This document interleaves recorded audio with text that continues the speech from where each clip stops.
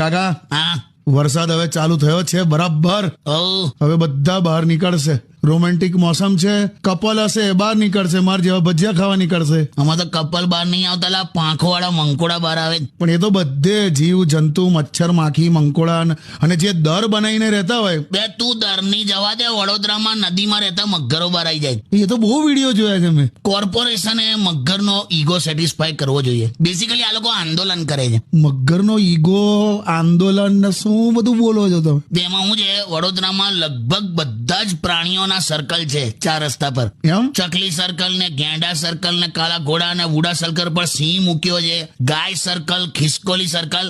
એમ અને મગર આટલા બધા છે, એ લોકોનું એક સર્કલ ના હોય. અલા, તમે માણસ થઈને મગરોનું નક્કી કરો છો? તો કોણ નક્કી કરે? જંગલનો રાજા કોણ? સિંહ. એ કોણે નક્કી કર્યું? આપણે જ નક્કી કર્યું. સિંહને તો ખબર નહીં હોય. પણ અમદાવાદ જેવું વડોદરામાં રિવરફ્રન્ટ બનવાનું છે અને ત્યારે આ મગરોનું સેટિંગ થઈ જશે એવી વાતો ચાલે છે. વાતો ચાલે છે, છોડને બધું. તો એક મસ્ત ગીત વગાડ.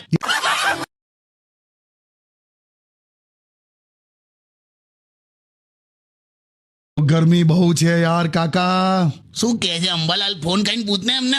હું પૂછું? એ જ કહી શકે. એમ ને જેમ 9 ગ્રહ રાવણને પૂછીને પરિભ્રમણ કરતા હતા, એમ વાદળાઓ અંબાલાલને પૂછીને ફરે છે. ફોન કરે એમને. કરું.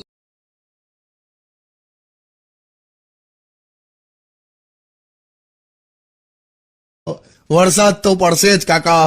અને હું આમ ગઈશ જ કે મોર બની થને ગાડ કરે, મને મોર બની થને ગાડ હાલ કરે. હવે તું ચડ્ડીમ પીછા ખોસીને ખુલ્લા મેદાનમાં દોડાદોડ કરી દેજા.